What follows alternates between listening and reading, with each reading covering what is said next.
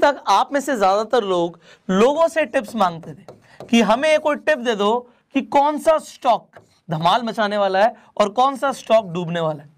But कैसा रहेगा कि अगर आज इस ट्रेनिंग के बाद लोग आपसे टिप्स मांगे कि भाई आप बताओ कि कौन सा स्टॉक बढ़ेगा और कौन सा डाउन जाएगा। एंड इसके लिए सबसे इंपॉर्टेंट चीज जो हमें करनी है वो ये है कि हमें प्राइस चार्ट को देखना ही नहीं है, हमें प्राइस नहीं देखना। अभी तक होता क्या, हम प्राइस ही देखते हैं। अरे भाई एक स्टॉक अपने 52 हफ्ते के हाई पर है और एक स्टॉक अपने 52 हफ्ते के लो पर है। अभी तक हम प्राइस देख के काफी कुछ एनालाइज करते थे। बहुत सारे लोग आपको अलग अलग स्ट्रैटेजीज बताएंगे based on price chart. But आज जो हम करने वाले हैं, हम फंडामेंटल एनालिसिस सीखने वाले हैं स्टॉक्स के ऊपर। हम ये देखने वाले हैं कि भैया प्राइस नहीं देखना मुझे ये देखना है कि एक्चुअल में कंपनी कहां पर खड़ी है, वो स्टैंड कहां पर करती है, उसकी इनकम क्या है, उसके एक्सपेंसेस क्या है, उसके पास एसेट्स क्या है, उसकी लायबिलिटीज क्या है, और फिर हम जज करेंगे कि कंपनी आगे जाएगी नहीं जाएगी। और बहुत सारे और भी फैक्टर्स हैं। बट यहां पे जो गेम है ना वो कॉमन सेंस का है। और ज्यादातर लोग जो ऐसा बोलते भी हैं कि कॉमन सेंस एक ऐसी चीज है जो ज्यादातर लोगों में होती नहीं है। अब ऐसा क्यों बोल रहा हूं, क्योंकि आपने देखा ज्यादातर लोग स्टॉक मार्केट में लॉस करते हैं अपना। जब वो लॉस करते हैं तो मुझे ऐसा फील होता है कि शायद उन्होंने कॉमन सेंस को यूज नहीं किया, किसी की टिप मान ली। तो आज आपने टिप मांगनी नहीं है, आपने देनी है। अब हम ये कैसे करने वाले हैं? वेल, आप सबके पास ब्राउजर है, तो इस वीडियो के बाद आराम से जो हम एक्टिविटी करने वाले हैं वो आप खुद भी करेंगे। हम रैंडम स्टॉक्स पे करने वाले हैं। मतलब ऐसा नहीं है कि मैंने चूज किया हुआ है, आप जिस स्टॉक पे बोलेंगे मैं वहां पे आके रोक दूंगा और आपको एग्जैक्टली बताऊंगा कि कैसे हम ये देखने वाले हैं कि कंपनी आगे ग्रो करेगी, भविष्य में नहीं करेगी। कैसे पता लगता है हमें? तो वो कैसे पता लगेगा? आप गूगल पे कोई भी स्टॉक स्क्रीनर को सर्च कर सकते हैं। यहाँ पे मैंने टिकर टेप को खोला हुआ है। अब यहाँ पे जो मैंने खोला हुआ है स्क्रीनर पे हम आ गए हैं। यहाँ पे आपको बहुत सारी कंपनीज दिख रही हैं। अब यहाँ पे लार्ज कैप कंपनीज भी हैं, मिड कैप कंपनीज भी हैं, स्मॉल कैप कंपनीज भी हैं। अब लार्ज कैप कंपनीज को तो आप जानते ही हो, यहाँ पे रिलायंस है, टाटा है, जीएफसी है, इन्फोसिस है, हिंदुस्तान यूनिलीवर है, बड़ी बड़ी कंपनीज हैं। अब ये बड़ी कंपनीज में रिस्क कम होता है क्योंकि इनकी मार्केट कैप बहुत अच्छा है, तो डूबने के चांसेस बहुत कम होते हैं। मिड कैप में रिस्क थोड़ा सा मीडियम होता है और स्मॉल कैप में रिस्क ज्यादा होता है। पैसा बढ़ेगा तो कुछ ही टाइम के अंदर 4 गुना, 5 गुना, 10 गुना भी पैसा हो सकता है और डूबता भी वैसे ही है। बट अब हम टिप्स तो मांगने नहीं वाले किसी से, तो हम करने क्या वाले हैं? हम एनालिसिस करने वाले हैं। अब देखिए ऐसी बहुत सारी कंपनीज होंगी, इनका तो आपने चलिए नाम सुना हुआ है। तो हम पहले एक लार्ज कैप कंपनी का एनालिसिस करते हैं और फिर हम सारी स्मॉल कैप कंपनीज का एनालिसिस करेंगे। हमने करना क्या? सबसे पहले मैंने बोला प्राइस नहीं देखना। यहाँ पे मान लीजिए मैं हिंदुस्तान यूनिलीवर खोल देता हूँ। अब यहाँ पे आप हिंदुस्तान यूनिलीवर का प्राइस नहीं देखेंगे। हम सबसे पहले फाइनेंशियल्स पे क्लिक कर देंगे। हमें प्राइस चार्ट देखना ही नहीं है, ऊपर जा रहा है नीचे जा रहा है उससे मुझे कोई फर्क नहीं पड़ता। मुझे फाइनेंशियल से मतलब है। फाइनेंशियल्स का मतलब ये है कि हम ये देखने वाले हैं कि कंपनी जो है उसका रेवेन्यू क्या आ रहा है, profit before interest and tax क्या, पीबीआईटी। किसी ने मेरे से पहले कमेंट करके भी पूछा था पीबीआईटी का मतलब क्या होता है। नेट इनकम क्या है कंपनी की। तो टॉप लाइन रेवेन्यू कितना आ रहा है, बॉटम लाइन नेट इनकम कितनी आ रही है। अगर आपने बस इतनी सी कॉमन सेंस लगा ली, भैया कंपनी कमा कितना रही है। क्योंकि बिजनेस में सबसे इंपॉर्टेंट क्या होता है? बिजनेस में सबसे इंपॉर्टेंट होता है प्रॉफिट जनरेट करना। अगर कोई बिजनेस प्रॉफिट जनरेट नहीं कर रहा तो ज्यादा टाइम टिक नहीं पाएगा, उसका स्टॉक नीचे जाएगा ही जाएगा। तो अब यहां पर देखते हैं, अभी तक हमने देखा यहां पे 2012 से शुरू कर लेते हैं। इनका रेवेन्यू 23,000 करोड़, ये करोड़ों में है। 23,000 करोड़ का रेवेन्यू था, फिर 28,000 करोड़ का हुआ 13 में, 30,000 करोड़, 33,000 करोड़, 32,000 करोड़, 33,000 करोड़, 36,000 करोड़ और बढ़ते बढ़ते अभी 2021 के अंदर 47,000 करोड़ का इनका रेवेन्यू। तो रेवेन्यू के लिए तो पॉजिटिव जा रहा है, यहाँ पे ग्रीन सिग्नल है। अभी मैं कुछ भी और नहीं देख रहा, यहाँ पे बहुत सारी चीजें लिखी हुई हैं, मैं कुछ नहीं देख रहा, मैं अपना कॉमन सेंस लगा रहा हूँ। कंपनी भैया पैसा बना रही है, कैश आ रहा है कंपनी के पास, हाँ भाई कैश तो आ रहा है। उसके बाद मैं देखूंगा कि इसकी नेट इनकम क्या, नेट इनकम बढ़ रही है। तो अब यहाँ पे देखिए, यहां से शुरू करते हैं वहीं से 2012 से 2700 करोड़, मतलब मोटा मोटा 2800 करोड़ रुपए का इनका नेट इनकम था। उसके बाद 3800, 3900, 43, 41, 44, 52, 6000, 67 और अभी मोटा मोटा 8000 करोड़। तो ये दिख रहा है भैया कंपनी इनकम कमा रही है। अब इनकम अगर कंपनी के पास आ रही है that is very good, but हमें एक और चीज देखनी होती है। चलो इनकम तो आ रही है, एक आदमी महीने का 1 लाख रुपए तो कमा रहा है, बट उसके ऊपर अगर कर्जा हुआ तो क्या हुआ? मान लो कमा तो वो 1 लाख रुपए रहा है, बट उसके ऊपर कर्जा बहुत ज्यादा है, 1 करोड़ रुपए का कर्जा है। तो ये हमें कैसे पता लगेगा? अब आप समझिए, मान लेते हैं, अब एक एग्जाम्पल लेते हैं। अब ये कंपनी से तो हमें दिख गया कि ये कंपनी है हमारे पास। अब यही कंपनी का मालिक आपके पास आता है। अब ये कंपनी से एक एग्जांपल के लिए दी, एक एबीसी कंपनी का मालिक आता है, वो आपके पास आता है, कहता है मुझे जी 1 लाख रुपए चाहिए। आप कहते हैं चलो मैं 1 लाख रुपए दे तो दूंगा, और आप मुझे वापस भी कर दोगे, बट अभी आपके पास एग्जिस्टिंग कर्जा कितना है? वो कहता है जी 20 लाख रुपए का कर्जा है। अब आपको लगता है यार इस कंपनी के ऊपर तो 20 लाख का कर्जा है और ये मेरे से 1 लाख रुपए और मांग रहा है, तो ये मेरे दे भी पाएगा नहीं दे पाएगा? अब आपको डाउट होगा। फिर आप क्या देखोगे? आप कहोगे अगर ये कर्जा नहीं दे पाता तो इसके पास एसेट्स क्या है? तो आप कहोगे भैया किस घर में रहते हो? अच्छा फलाने घर में रहते हो। फिर आपको लगता है अरे घर ही 2 करोड़ रुपए का है, चलो कोई बात नहीं, अगर मैं 1 लाख दे भी दूंगा और उसके बाद अगर ये पैसा नहीं भी दे पाता तो चलो घर तो है, घर बेच के ही पैसा दे देगा मेरा। तो इसलिए आप उस पर ट्रस्ट कर सकते हो। And same goes for a company. Company के अंदर भी आपको फाइनेंशियल्स में यही देखना होता है कि कंपनी की बैलेंस शीट खोल लो और ये देखो कि कंपनी के पास एसेट्स कितने हैं। अब यहां पे टोटल एसेट्स यहां पे जो कंपनी के पास हैं वो 20,000 करोड़ के एसेट्स हैं। और ये क्या एसेट्स हर साल बढ़ रहे नहीं बढ़ रहे बहुत जरूरी होता है। ऐसा ना हो एसेट्स कम हो रहे हैं, तो ये भी हम देख रहे हैं भैया एसेट्स भी लगातार बढ़ रहे हैं। यहाँ पे 11,000 करोड़ से 11,500 करोड़ से 20,000 करोड़ पे इनके एसेट्स आ गए। अब एसेट तो हो गया घर, बट अब उसके ऊपर लोन कितना है? यहाँ पे आ जाएगा टोटल लाइबिलिटीज 11,900 करोड़। तो आपने क्या देखा जी 20,000 करोड़ के एसेट्स हैं और मोटा मोटा 12,000 करोड़ का इसके ऊपर लोन है। मतलब अच्छा खासा लाइबिलिटी है। लोन की बात नहीं कर रहे, लाइबिलिटी मतलब पैसा देना है। तो पैसा देना है 12,000 करोड़ और है कितना 20,000 करोड़। पर होता क्या जो बड़ी कंपनीज होती है ना, ये अपने एसेट्स की जो वैल्यू से फ्लक्चुएट भी बहुत ज्यादा कर सकती है। एग्जांपल देता हूं, आप मान लीजिए किसी के पास एक बहुत बड़ी फैक्ट्री है, उसमें बहुत सारी मशीन्स हैं। अब वो मशीन डेफिनेटली उसकी एक वैल्यू है, वो एसेट है उस कंपनी के लिए। बट बात यहां पर ये आती है उस कंपनी के लिए तो वो एसेट है, हमें समझ आ रहा है, बट जब अगर हम उसे बेचने जाएंगे क्या उतने का बिकेगा? एक कंपनी बोल रही है जी मेरी ये मशीन 100 करोड़ की है, पर जब हम उसे बेचने जा रहे हैं तो उसकी कोई 10 करोड़ भी नहीं देगा। That's a problem. तो यहां पे ये रेशियो बहुत ज्यादा नहीं होना चाहिए। फिलहाल ये सिंप्लीफाई अगर हम इसे करें तो ये ऐसा है कि अभी इसके पास एसेट ज्यादा है और लायबिलिटी कम है। तो यहां पे अगेन एक ग्रीन सिग्नल मैं इसे दे देता हूं। तीसरी चीज हम क्या देखेंगे? हम कैश फ्लो देखेंगे। कंपनी के पास अभी पैसा है कितना? क्योंकि सब कुछ होने के बाद भी उसके पास जेब में पैसे नहीं है तो फिर दिक्कत है। अब कैश फ्लो देखते हैं कंपनी का। अभी देखिए यहाँ पे कंपनी के पास लगातार 2017, 18, 19, 20 आप देख रहे हैं यहाँ पे कैश फ्लो बढ़ रहा है। अभी आप 2020 का देख सकते हैं 6,700 करोड़ का कैश फ्लो कंपनी के पास है। इसका मतलब है कंपनी के पास पैसा है। ये तीन चीजें हमने क्या देखा? ग्रीन साइन देखे तीनों के तीनों। अभी क्योंकि बड़ी कंपनी थी, बड़ी कंपनीज में जनरली आपको इस तरीके की स्टेटमेंट्स देखेंगी। अब हम आएंगे प्राइस चार्ट पे। Now let's see the price. अब यहाँ पे आप बहुत कुछ पढ़ सकते हो, यहाँ पे बहुत कुछ आपके लिए लिखा होता है, इंडिकेटर्स होते हैं। Over the last 5 years cash flow जो है कंपनी का 20% से बढ़ा है और इंडस्ट्री का जो एवरेज है 19.48 का है। तो यहाँ पे ये अच्छी बात है। सिमिलरली बैलेंस शीट पे आओगे, अगेन आपको कुछ इंडिकेटर्स मिले होते हैं कि higher than industry current ratio and lower than industry debt to equity ratio, कि इक्विटी और डेट के बीच में जो रेशियो है वो यहाँ पे एक पॉजिटिव साइन है।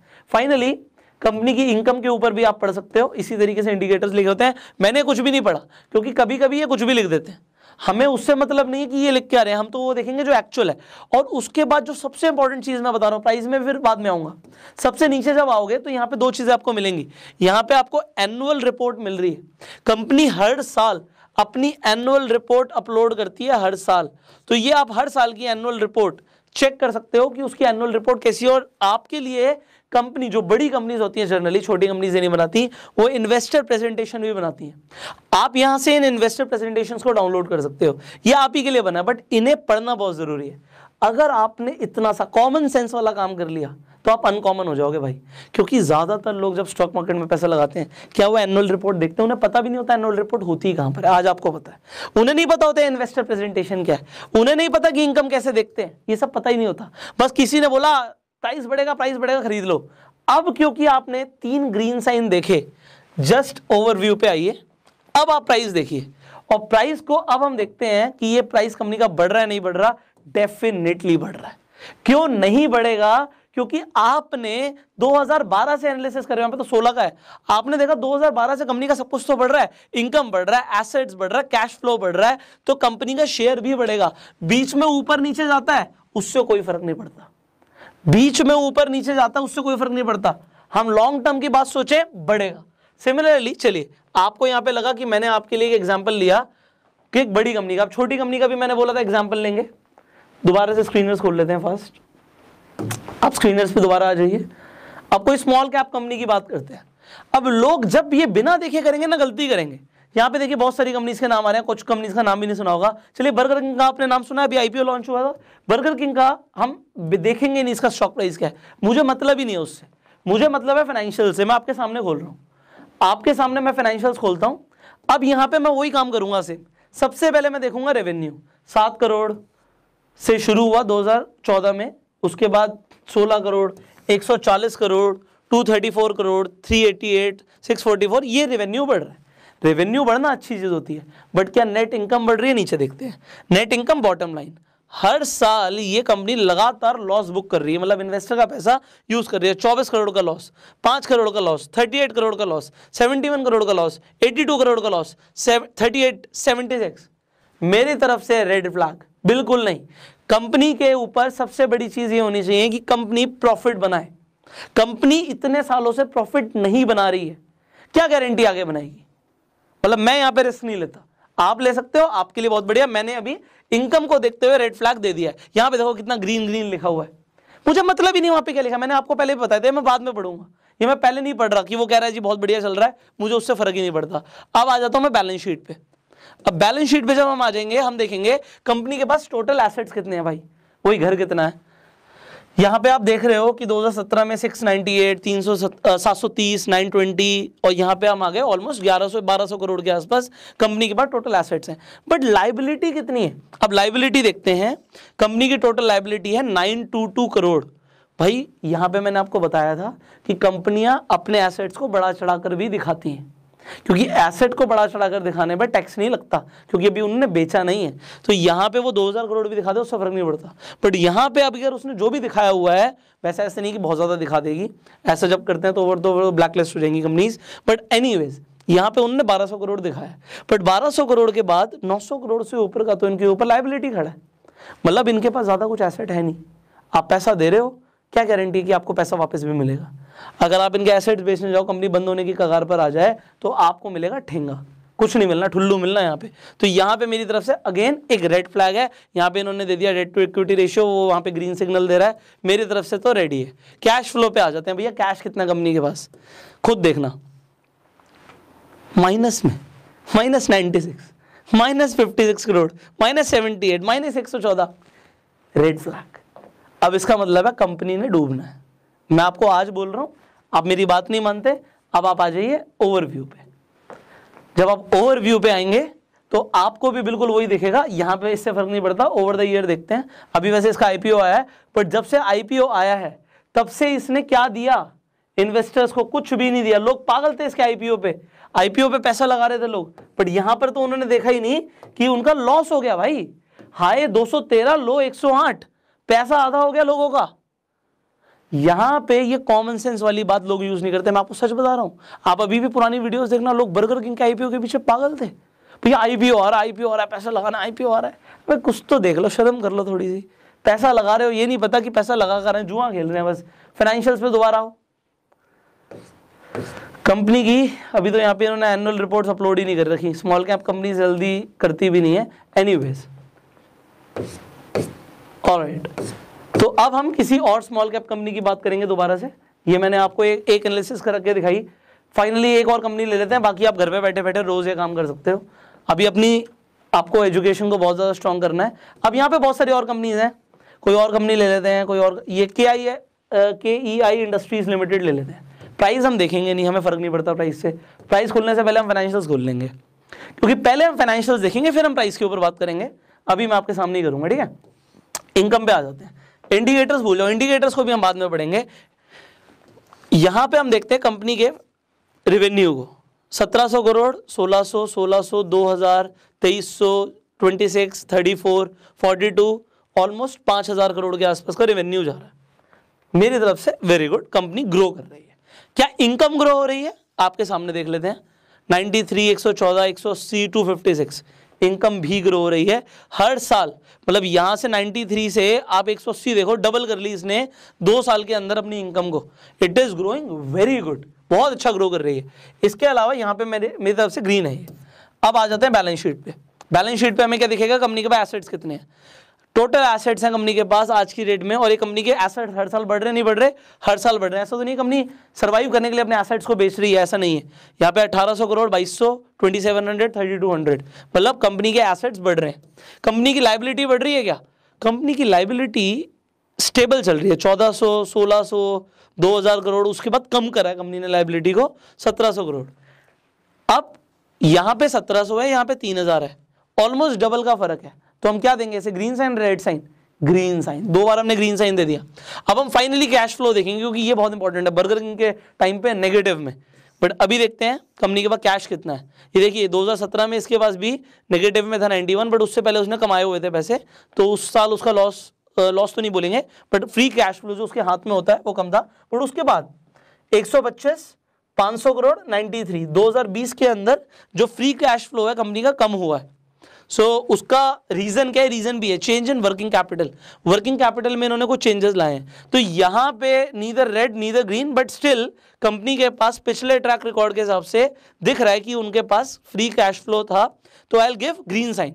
यहाँ पे भी चलिए ग्रीन देते हैं। अब जाके देखते हैं कि प्राइस बढ़ा या कम हुआ। ओवरव्यू पे आ जाइए। ओवरव्यू पे आने के बाद ये KI के इंडस्ट्रीज के केबल्स आते हैं। अब आप इनके पीयर्स भी देख सकते हैं, कंपटीशन कौन कौन है इनका।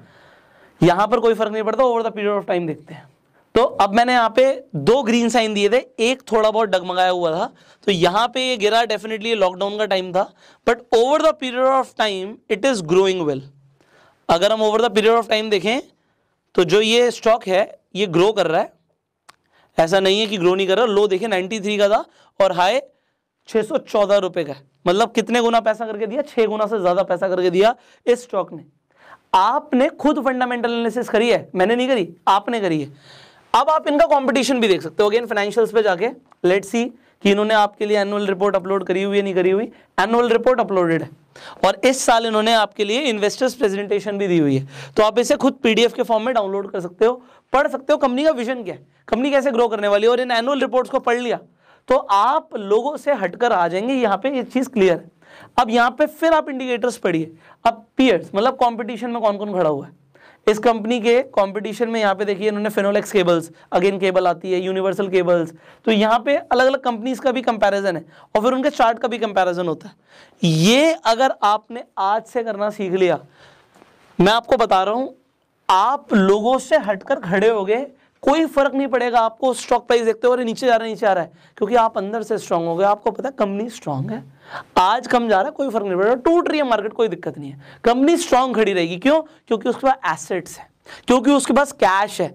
आज नहीं तो कल उसका जो स्टॉक है अगर एक बार नीचे भी चला गया, आपको पता है, क्योंकि अंदर से पता है, आप डरोगे नहीं, आप पैनिक नहीं करोगे।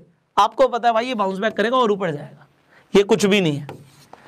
जब आपको ये चीजें पता होंगी ना, तो आप और लोगों की तरह ना पैनिक में होगे, ना और लोगों की तरह लॉस बुक करोगे।